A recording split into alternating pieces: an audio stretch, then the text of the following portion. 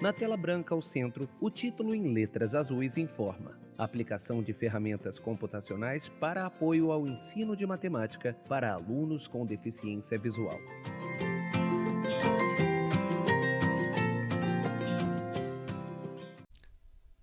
Olá, amigos! Nós vamos falar aqui um pouquinho sobre a questão do uso das planilhas para ensinar matemática, mais especificamente para praticar álgebra e geometria. Quando a gente pensa em planilha, em geral a gente pensa em cálculos repetitivos, a gente pensa em tabelas, fazer totalizações, correlacionar um trecho com outro trecho, mas a gente dá pouca intenção ao fato de que as planilhas elas são muito fáceis de serem processadas e a gente pode utilizá-las como sendo uma calculadora inteligente, uma calculadora que permite as atividades de forma interativa e muito imediata.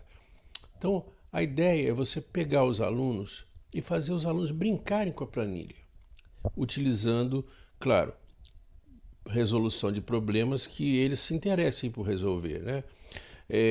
A ideia é que você pegue, por exemplo, uma fórmula de uma coisa que seja interessante e aí você experimente a fórmula, você veja se aquela fórmula bate com a realidade e os alunos vão pegando aquilo ali, vão estudando e vão ganhando seus insights. Eu vou dar um exemplo. Agora, tem que ser uma coisa que seja assim do interesse dos alunos. Tem uma questão de vestibular que a gente viu que falava sobre um problema interessante.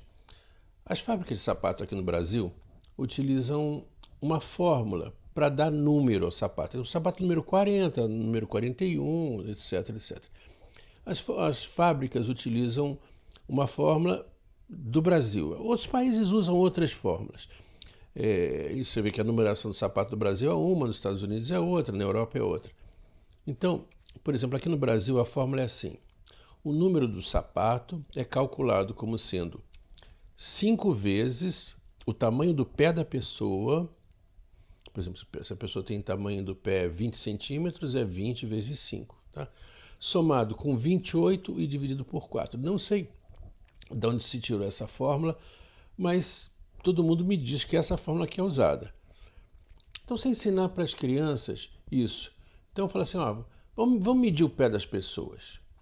Pega uma régua e mede o pé. Vamos ver qual o tamanho do seu sapato. A segunda fórmula, você vai ter o sapato número 35, ou 36, ou 40, não sei. Faz uma vez na mão. Mas isso dá muito trabalho fazer na mão. Vamos fazer o seguinte, vamos fazer no computador. Vamos fazer 2 colunas. Na primeira coluna a gente vai colocar a medida que a gente vai fazer do sapato e na segunda coluna a gente vai colocar essa fórmula e a gente vai ver o que vai acontecer. Aí os alunos vão... vamos ver o seu pé aqui. Aí mede o pé. A segunda fórmula, a planilha disse que você usava sapato número 32. Qual o tamanho do seu sapato? Deu certo? Ou não deu muito certo? Deu errado? Vamos medir com outra pessoa. Então a pessoa começa a entender que ela pode experimentar.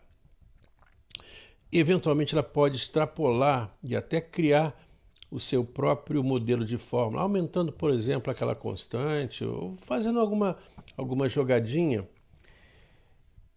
Agora, brincar com essas fórmulas exige que o professor esteja com uma grande criatividade, que ele possa estar inspirado para encontrar temáticas que os alunos curtam. Tá? Uma possibilidade, por exemplo, nesse exemplo dos sapatos, vamos fazer o seguinte, deu certo a nossa fórmula, vamos fazer uma tabela de tamanho de sapato.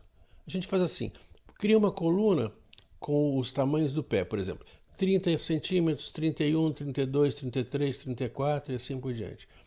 E aí a gente, na coluna 2, na coluna B, por exemplo, a gente coloca quanto é que daria aquilo. Aí a pessoa copia aquela fórmula para todas as células da coluna B e ela tem aí uma tabela. E aí você explica que nos Estados Unidos é diferente, que a fórmula é diferente, você não sabe exatamente qual a fórmula, passa até uns dados, deixa os alunos brincarem um pouquinho. O negócio é você trabalhar com a motivação dos alunos. Outra situação interessante é você fazer um estudo sobre gastos das pessoas. Tá? Então você monta uma planilha que na coluna 1 tem os gastos que as pessoas têm. Por exemplo, comida, roupa, transporte, assim por diante. E aí a gente estabelece quanto que a pessoa precisaria ganhar para fazer esses dados. Aí pede para um aluno para dizer quanto é que ele acha que ele gasta. Aí pede para outro aluno, esse aluno aqui que mora mais longe vai gastar mais, etc, etc. Então são planilhas que têm interesse, né, e que podem suscitar uma série de explorações. Claro que o professor vai ajudar o aluno a entender esse processo. Outra possibilidade, ganhar insights sobre equações do segundo grau. A pessoa fala assim, y igual a 2x mais 3. Isso não faz sentido nenhum para o aluno, né? É simplesmente um jogo de letrinhas. Mas se a gente for devagarzinho, por exemplo, a gente cria na coluna A os números de 0 até 10. E na coluna B, a gente coloca uma fórmula bem simples. Por exemplo, igual a coluna A vezes 2.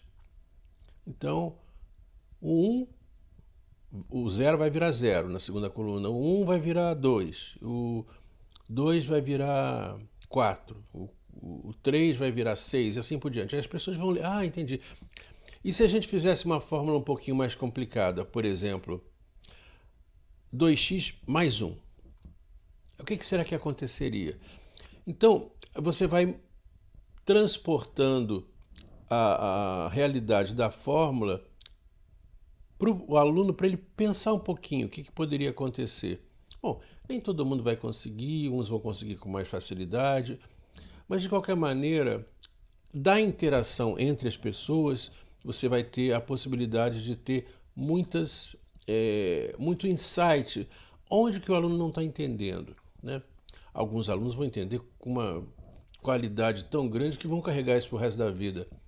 Outros nem tanto, você vai ter que dar uma ajuda ou tomar problemas mais simples. Resumindo, usar a planilha interativamente para fazer com que os alunos façam cálculos que normalmente eles não fariam, porque dá muito trabalho fazer conta, mas eles fazem usando o computador, fazem usando a planilha, né? Eles vão pegando o jeito. Pegar o jeito de planilha também não é uma coisa trivial, vai sendo desenvolvida.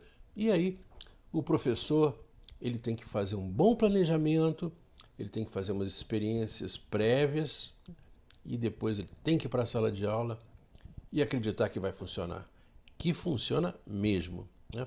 Exige experiência, exige um pouco de sorte também de encontrar bons problemas, mas uma vez que você consiga sintonizar o aluno, olha, esse aluno vai amar matemática, ele vai desenvolver essa habilidade de achar que a matemática é uma coisa muito interessante.